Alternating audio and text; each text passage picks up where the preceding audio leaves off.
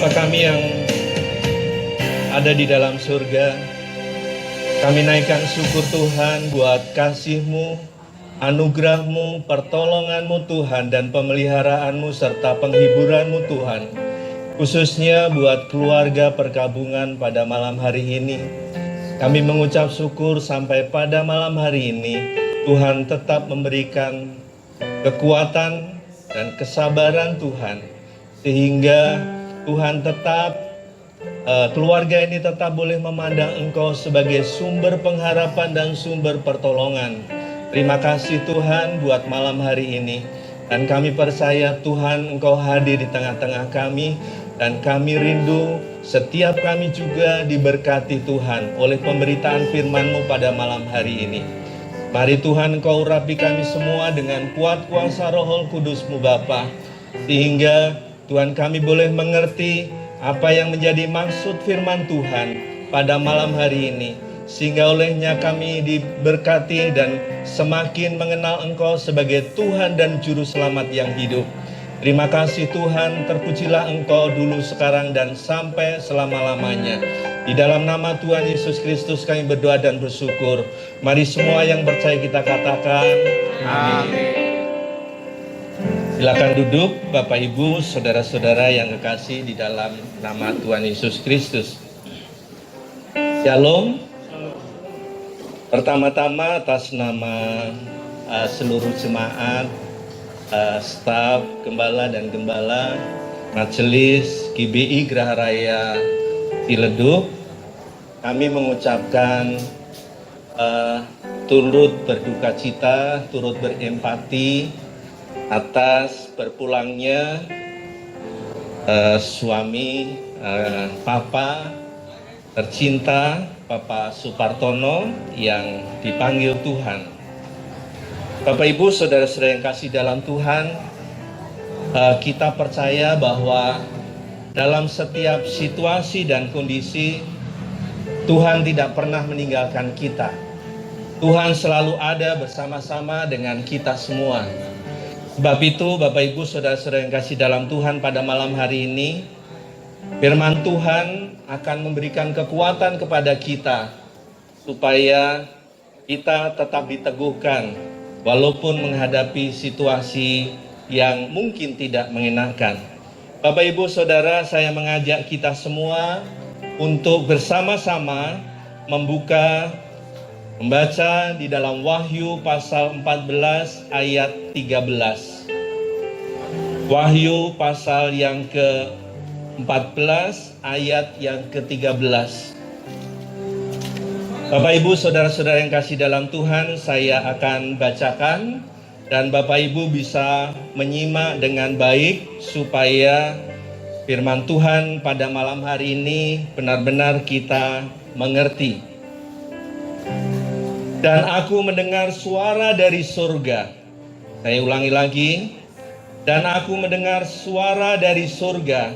Tuliskan, berbahagialah orang-orang mati yang mati dalam Tuhan sejak sekarang ini. Sungguh, kata Roh, supaya mereka boleh beristirahat dari jerih lelah mereka, karena segala perbuatan mereka menyertai mereka. Bapak Ibu, saudara-saudara yang terkasih di dalam nama Tuhan Yesus Kristus, ayat yang kita baca ini adalah wahyu yang ditulis oleh seorang murid Tuhan Yesus yang bernama Yohanes.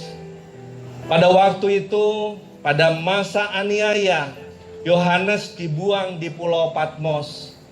Pada saat di Pulau Patmos, Yohanes menerima wahyu dan penglihatan-penglihatan yang pesan-pesannya menjadi pesan buat kita semua juga pada malam hari ini.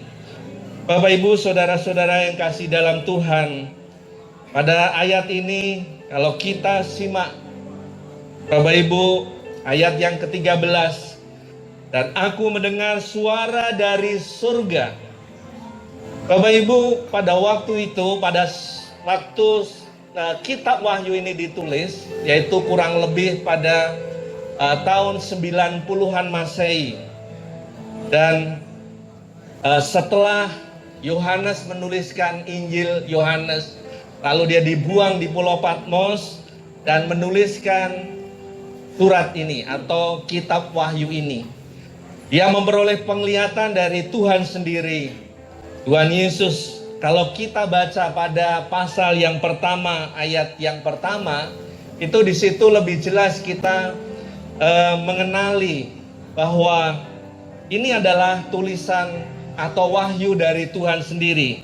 Karena di dalam pasal 1 ayat yang pertama itu dituliskan begini.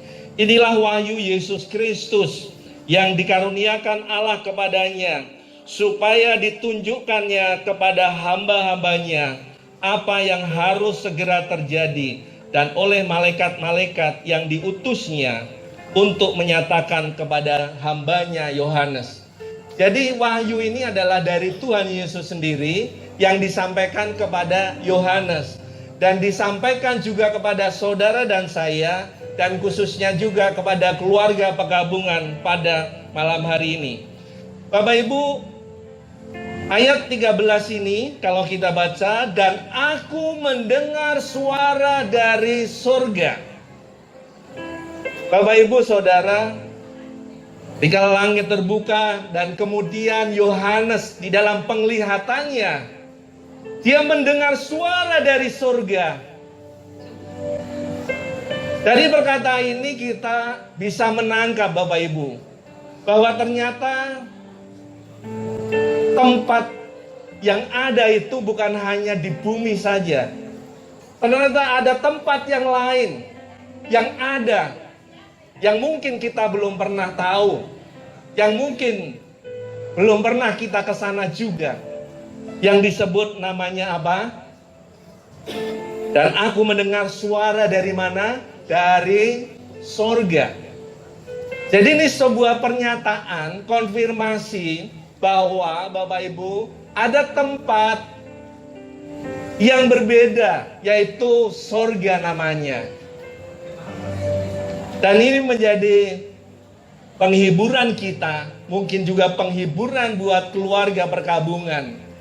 Kita percaya, saya percaya bahwa Bu Supartono, ya, karena kemarin saya mendengar sudah dikunjungi oleh Pak Pendeta Teksen, kemudian Bapak Pendeta Indra juga, dan sudah dilayani, ya, dan mendengar mungkin sudah menerima Kristus sebagai Tuhan dan Juru Selamat. Saya percaya ketika kita menerima Yesus sebagai Tuhan dan Juru Selamat, karena di dalam Roma pasal 10 ayat 9, barang siapa mengaku dengan mulut dan percaya di dalam hati, maka mereka akan diselamatkan. Dua orang yang disalib di sebelah Tuhan Yesus pada waktu itu, walaupun baru kali itu dia berjumpa dengan Yesus atau baru mendengar Tuhan Yesus, tetapi dalam sebuah pengakuannya kepada keyakinannya kepada Tuhan, maka Tuhan Yesus berkata, mari engkau akan bersama-sama dengan aku di sorga. Bapak Ibu Saudara yang kasih dalam Tuhan, kalau Bapak Supartono juga menerima Kristus sebagai Tuhan dan Juru Selamat, saya percaya Tuhan juga sediakan satu tempat yang tadi disebutkan, yaitu apa? Surga yang mulia. Amin Bapak Ibu. Bapak Ibu Saudara, ini adalah kabar baik buat saudara dan saya, kita semua sebagai anak-anak Tuhan, karena kita punya pengharapan. Makanya dalam 1 Tesalonika dikatakan, ketika kita ditinggal oleh seseorang yang kita cintai, janganlah kita terlalu larut dalam duka seperti orang-orang yang tidak punya pengharapan. Kita punya pengharapan. Kebetulan Bapak Ibu Saudara-saudara yang kasih dalam Tuhan, Bapak Supartono meninggalkan kita, dipanggil oleh Tuhan berpulang kepada rumah Bapak di sorga pada waktu yang tepat, di mana kita memperingati kematian Kristus. Mohon maaf Bapak Ibu, saya mesti agak kering tenggorokan.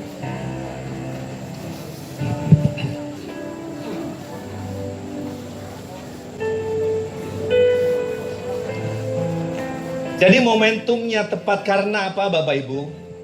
Karena kita juga memperingati kematian Tuhan Yesus.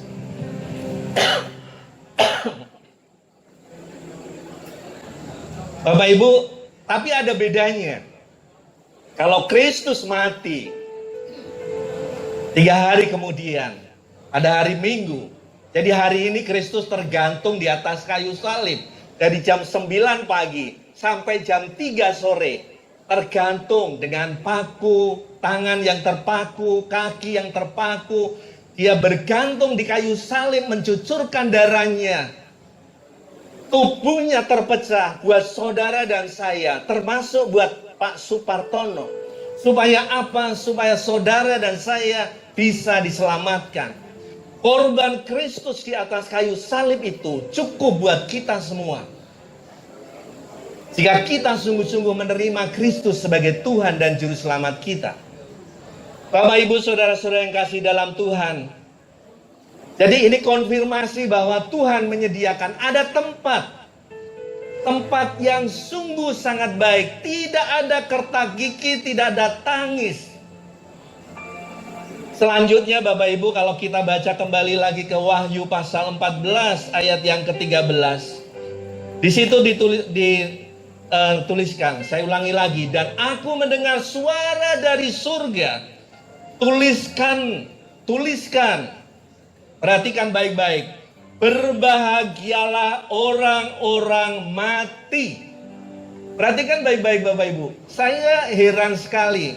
Ada sebuah pernyataan dari Tuhan sendiri ketika wahyu dari Tuhan dan dituliskan oleh Yohanes. Dia mengatakan begini. Berbahagialah orang-orang mati. Tanda tanya besar buat saya, kenapa orang mati bisa berbahagia? Karena di sini dituliskan berbahagialah orang-orang mati. Ternyata Bapak Ibu, kematian itu sebenarnya hanya jembatan saja menuju kepada kualitas hidup yang lebih baik. Makanya dikatakan berbahagialah orang-orang mati. Jadi Bapak Ibu, di dalam Alkitab itu dikenal ada 3 macam kematian, jenis kematian. Ada kematian rohani, ada kematian fisik atau badan kita, ada kematian rohani dan kematian kekal. Ada 3. Kematian rohani adalah ketika kita terpisah dengan Tuhan. Pada waktu Adam dan Hawa, dia melanggar, dia makan buah pengetahuan baik dan buruk. Saat itulah dia terpisah dengan Tuhan. Jadi kematian itu sebenarnya definisinya adalah terpisah. Hari ini juga Pak Supartono, Papa, itu kematian fisik, terpisah dengan kita. Tapi kematian ini hanya kematian fisik saja. Karena ada kehidupan, masih ada kehidupan setelah kematian. Di dalam Alkitab katakan. Makanya Yohanes mengatakan berbahagialah orang-orang yang mati. Dan ini kabar gembira. Kalau saudara dan saya menghadapi sebuah kematian, ternyata Tuhan menyediakan kebahagiaan. Kalau kita lihat Pak Supartono kan tidak berdaya lagi. Tapi katakan firman Tuhan berbahagia loh. Dan ini menjadi penghiburan buat saudara dan saya. Berbahagia orang-orang yang mati. Ternyata ada kehidupan setelah kematian. Menikmati kebahagiaan yang luar biasa. Tetapi dengan catatan, Bapak Ibu, kita lanjutkan. Berbahagialah orang-orang mati. Berikutnya apa? Yang mati di dalam apa? Yang mati di dalam Tuhan. Ini kabar baik. Berbahagialah orang-orang yang mati di dalam Tuhan. Di dalam Tuhan Yesus. Kenapa dikatakan kenapa kita berbahagia? Orang-orang yang mati dalam Tuhan itu berbahagia. Karena Tuhan kalau berjanji tidak pernah tidak ditepati, pasti ditepati. Barang siapa yang mengaku Yesus adalah Tuhan dan Juru Selamat, maka dia akan diselamatkan. Bapak Ibu saudara-saudara yang kasih dalam Tuhan, maka dia juga akan menempati janji. Dan Tuhan pernah katakan juga di dalam Yohanes pasal 14 ayat 6 kalau nggak salah. Di sana dikatakan, akulah jalan kebenaran dan hidup. Tidak ada seorang pun yang sampai kepada Bapa kalau tidak melalui aku. Jangan gelisah hatimu, karena aku pergi ke sana menyediakan tempat bagimu. Jadi Bapak Ibu Saudara yang kasih dalam Tuhan, khususnya keluarga perkabungan. Ya, kalau bersedih hati, berat, itu manusiawi, nggak salah. Berhari, bertahun-tahun kita sudah bersama-sama dengan papa, dengan suami, tapi tiba-tiba kita harus ditinggalkan. Manusiawi memang kita merasakan berat, Bapak Ibu. Tapi penghiburan yang dari Tuhan, itu penghiburan yang sejati. Maka saya juga mengajak buat keluarga perkabungan, supaya tetap kita semangat menghadapi situasi yang seperti ini. Semangat untuk tetap mengiring Tuhan Yesus. Semangat untuk tetap beribadah. Semangat untuk berkomsel. Bahkan bersaksi dimanapun kita berada. Bapak Ibu Saudara yang kasih dalam Tuhan, lalu dikatakan berbahagialah orang-orang yang mati di dalam Tuhan sejak sekarang ini.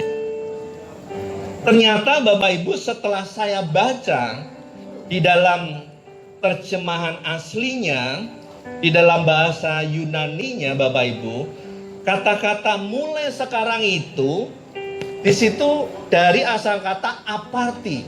Artinya apa? Ternyata bukan hanya saat itu saja, tapi setelah saat itu dan sampai hari ini. Paham Bapak Ibu? Jadi kata-kata sekarang itu bukan hanya pada saat itu, tapi sampai hari ini pun orang-orang yang mati di dalam Tuhan itu adalah orang yang berbahagia. Amin Bapak Ibu.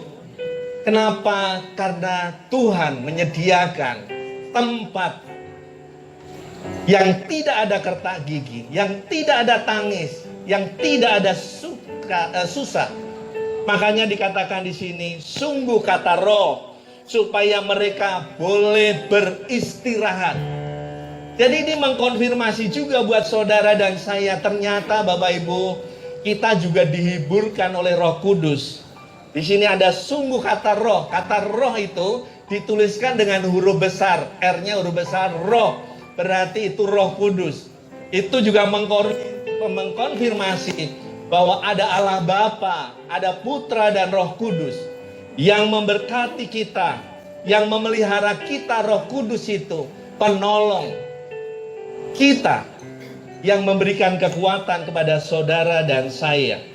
Bapak Ibu, saudara-saudara yang kasih dalam Tuhan, sungguh kata Roh supaya mereka beroleh beristirahat.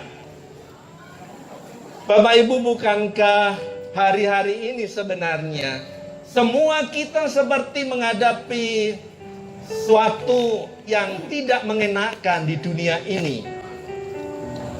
Saya tidak tahu apa kesulitan-kesulitan Bapak Ibu. Tapi yang jelas saudara, bahwa semua orang punya persoalan. Semua orang punya masalah yang harus dihadapi. Pergumulan-pergumulan hidup yang harus dihadapi. Dan itulah jerih payah kita, jerih lelah kita. Tapi hari ini, wahyu yang diterima dari Allah sendiri oleh Yohanes, dia berkata supaya Pak Supartono beroleh istirahat. Dari apa? Dari jerih lelah mereka. Bapak Ibu, memang berat ditinggal oleh kekasih kita yang kita cintai. Tapi kita harus merelakan. Kita harus merelakan. Karena apa? Supaya juga bisa beristirahat. Waktu Tuhan kita tidak tahu, Bapak Ibu. Waktu Tuhan kapan memanggil saudara dan saya, itu kita semua nggak ada yang tahu. Tapi yang pasti semua kita akan menghadap. Semua saudara dan saya nggak ada yang hidup selamanya. Pasti akan mengalami sebuah fase di mana kita akan berpisah dengan orang-orang yang kita cintai. Itulah yang disebut kematian fisik, Bapak Ibu. Jadi setelah Adam jatuh ke dalam dosa, manusia sudah hamartia, sudah meleset dari sasaran yang semula manusia diciptakan oleh Allah itu memiliki kehidupan yang kekal, memiliki kehidupan yang sempurna. Di dalam Kejadian pasal 1 ayat 26, 27, 28. Bapak Ibu dikatakan, baiklah kita ya menciptakan atau membuat manusia dengan firman-Nya, Bapak Ibu Saudara. Lalu ayat yang ke-31, sungguh dilihatnya itu baik. Jadi Bapak Ibu Saudara, kita itu sebenarnya diciptakan semua. Saudara dan saya itu diciptakan pada awalnya, kita itu diciptakan nggak mati Bapak Ibu. Kita punya kehidupan yang kekal. Tapi karena pilihan bebas Adam pada waktu itu, dia makan buah pengetahuan baik dan buruk, akhirnya dia terpisah dengan Allah, Bapak Ibu.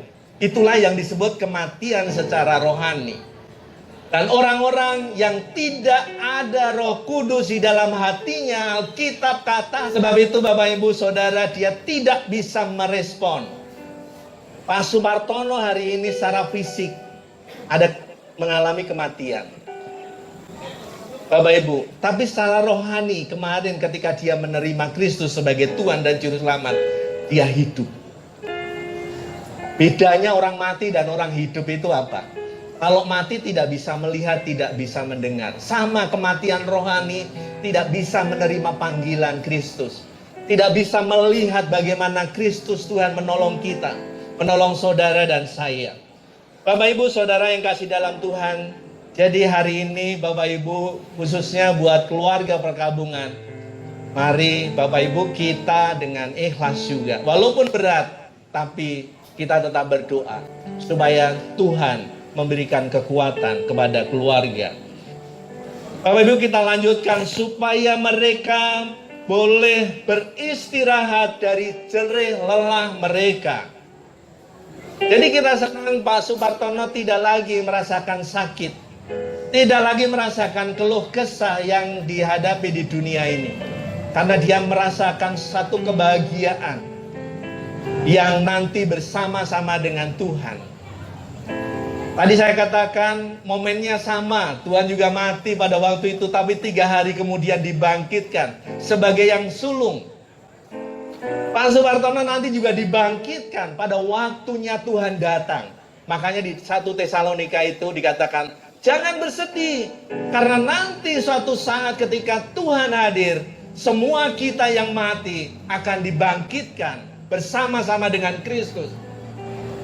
Jadi nggak boleh kita kehilangan pengharapan seperti jemaat di Tesalonika itu, Bapak Ibu. 1 Tesalonika 4 kalau nggak salah ayat yang ke-17. Bapak Ibu Saudara-saudara yang kasih dalam Tuhan, jadi nggak usah bersedih hati terlalu dalam, terlalu berlarut-larut, karena Tuhan menyediakan tempat yang terbaik.